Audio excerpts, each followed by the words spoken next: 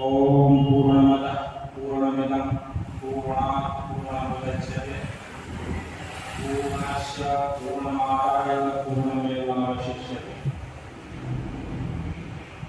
समुपस्थित विद्यापीठ के प्रबंधक प्राध्यापकगण, उपस्थित छात्र छात्राएं, आज संपूर्ण देश में हिंदी पखवाड़ा दिवस के रूप में हिंदी साहित्य के विषय में विद्यालयों में, महाविद्यालयों में, विश्वविद्यालयों में कार्यक्रम आयोजित किए जा रहे हैं। देखिए, संस्कृत भाषा और हिंदी भाषा, हिंदी भाषा संस्कृत भाषा का अनुगामी है और हिंदी का संस्कृत के साथ वैसा ही लगाव है जैसे राम के साथ लक्ष्मण, भरत के साथ शत्रुघ्न। इतनी चारित्रिक साम्यता है संस्कृत के साथ हिंदी का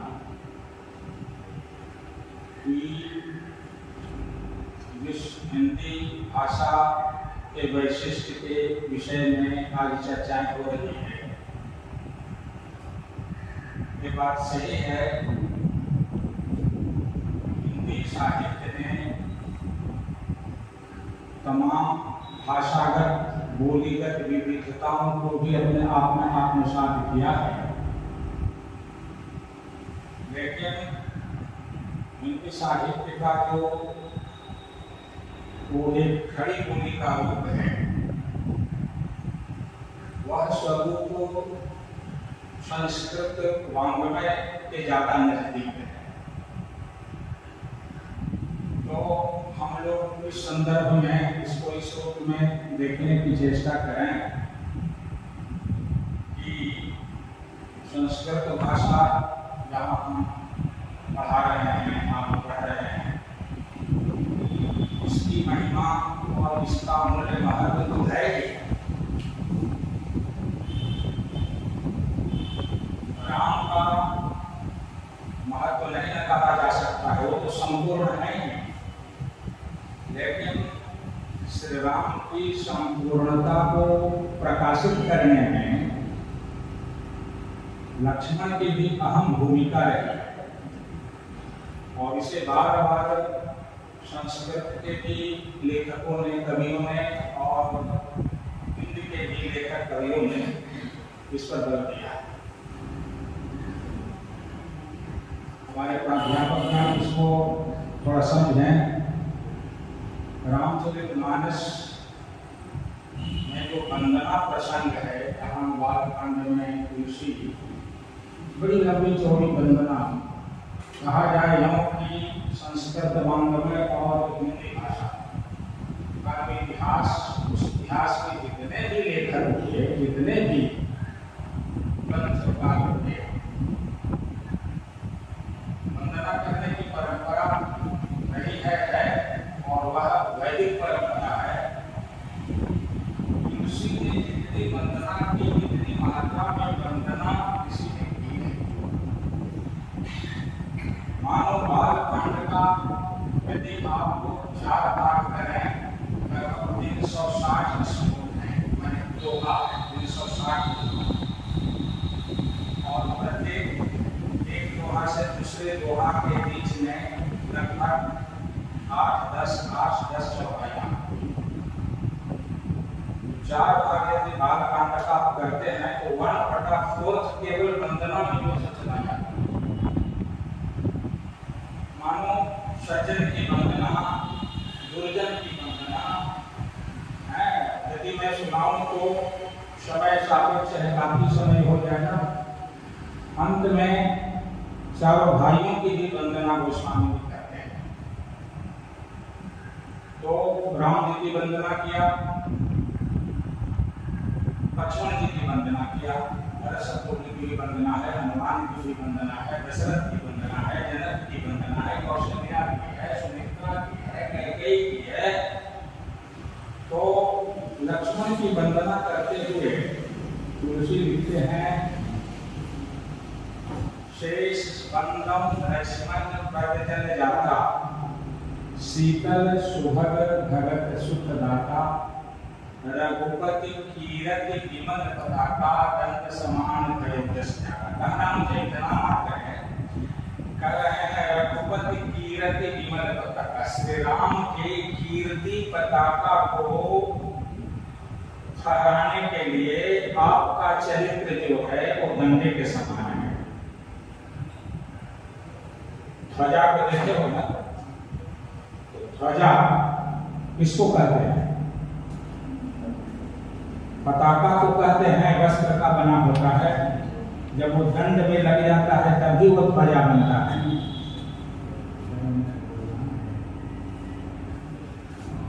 तो दंड में जब पताका लगता है तो उसको बोलते हैं ध्वजा।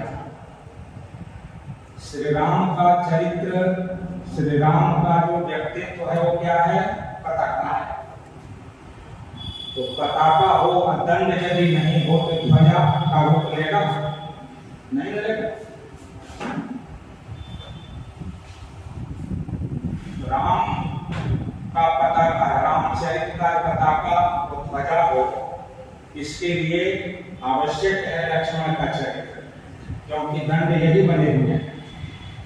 और जब पताका को दंड में लगा देते हैं तब ध्वजा बन जाता है और कोटि कोटि श्रद्धालुओं के लिए वह प्रणम्य हो जाता है, वंदनीय हो जाता है। अलग डंडा रखा हुआ हो तो भय की सृष्टि करेगा, वो प्रणम्य नहीं है। ऐसे डंडा को देख करके व्यक्ति उससे श्रद्धा करता है कि डरता है? क्योंकि डंडा जो है वो दंड देने के काम में आता है ना। लेकिन उस दंड में ही यदि पताका को जोड़ दिया जाए अथवा पताका के साथ दंड को लगा दिया जाए तब वो दोनों मिलकर के क्या हो जाते हैं? ध्वजा। और ध्वजा जब हो गए तो वो श्रद्धा के केंद्र बन जाते हैं, श्रद्धा सृष्टि करने लगते हैं और तब श्रद्धालुओं के लिए वो प्रणाम का विषय, प्रणम्य हो जाते हैं, है ना, आदर का, वो पूजा का स्थान ले लेते हैं। तो अब आप इससे समझिए कि राम महान है, संपूर्ण है, लेकिन लोक व्यवहार में जगत में यदि लक्ष्मण नहीं होते तो तुलसी की मान्यता है कि इनकी कीर्ति रूपी जो पताका है वो पताका फहर नहीं पाता। दंड समान भयो जैसे जाता रघुपति कीर्ति विमल पताका। तो यदि संस्कृत वाङ्मय राम स्थानापन्न है तो हिंदी लक्ष्मण की तरह उसका अनुगामी है। और ये दोनों मिलकर के हिंदी साहित्य में जितने भी आपको आचार्य हुए हैं और प्रसिद्ध लेखक हुए, विद्वान हुए, मनीषी हुए, सब पहले आचार्य संस्कृत से जुड़े। उनका भी एक लंबा इतिहास है। मानो आचार्य हजारी प्रसाद द्विवेदी हों और आचार्य रामचंद्र शुक्ल हों और आपको जो ये रामधारी सिंह दिनकर हों, मैथिली शरण गुप्त हों, अयोध्या प्रसाद हरियावत जी हों और जितने भी लेखक उसके हुए, जब तक क्योंकि ये बात सही है कि राम की लोक व्यवहार में कीर्ति पताका को फहराने के लिए लक्ष्मण दंड है, दंड का भी महत्व है, लेकिन दंड को भी प्रणम्यता का स्थान, दंड भी प्रणाम करने योग्य, पूज्यता का स्थान जो दिलाया वो किसने दिलाया? पताका ने दिलाया। पताका उससे जुड़ करके दंड को प्रणाम का विषय बना दिया, है ना। तो ये दोनों मिलकर के ही संपूर्णता की सृष्टि करते हैं। और ये भारत भूमि है और भारत भूमि में हिंदी की महिमा बस 19 और 20 संस्कृत और हिंदी में बस 19 और 20 का अंतर है।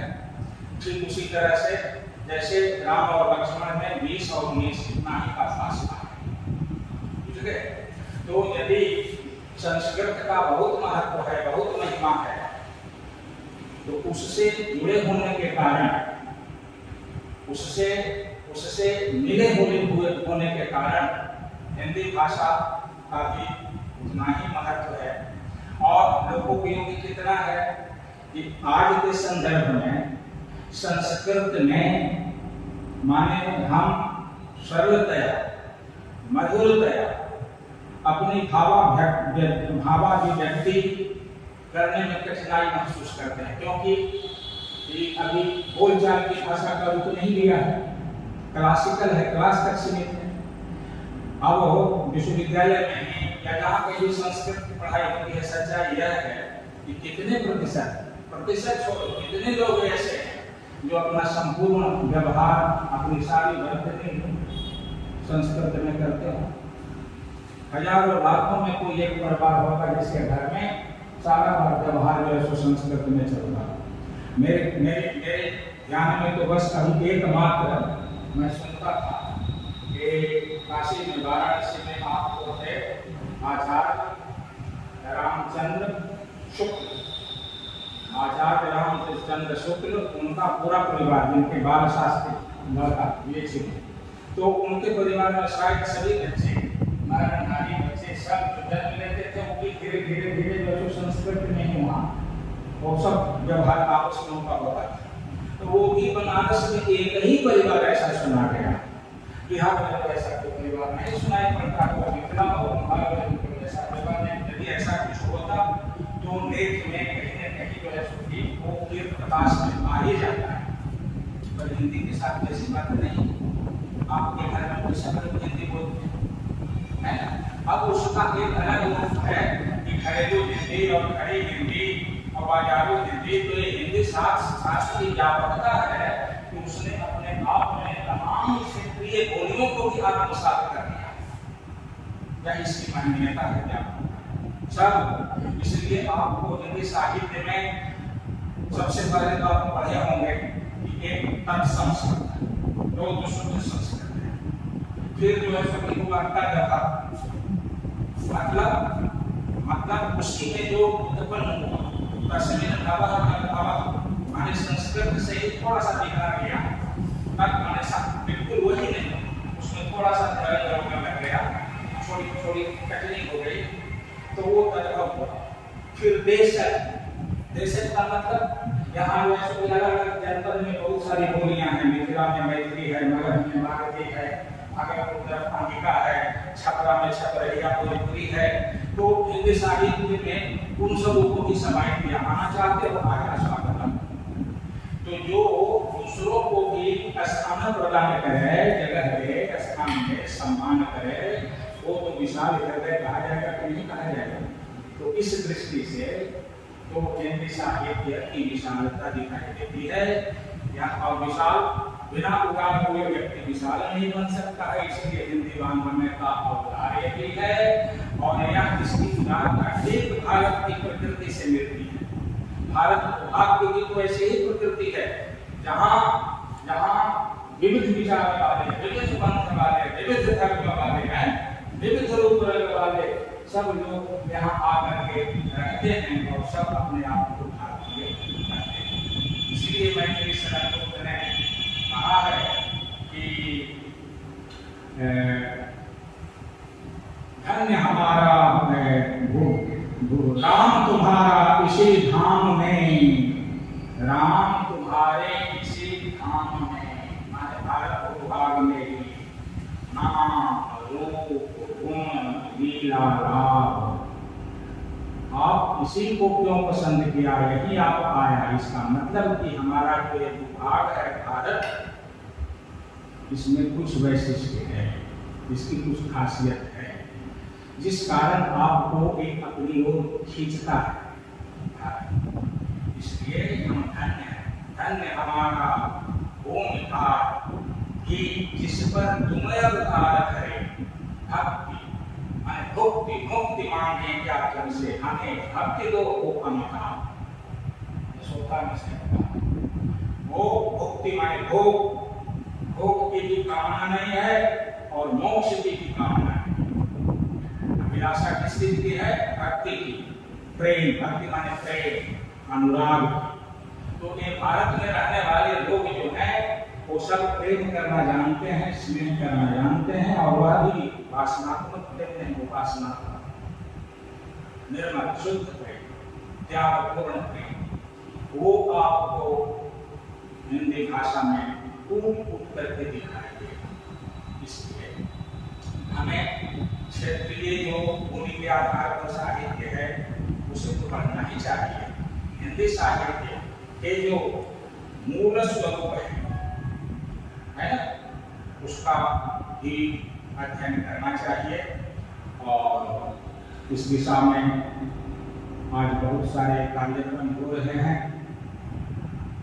आपके विद्यापीठ में भी आपके जो हिंदी साहित्य के प्रोफेसर हैं डॉक्टर गिरीश कुमार जी, तो वो आप लोगों के समक्ष पिछले दिन भी आकर के आपको इस संबंध में मार्गदर्शन दिया है।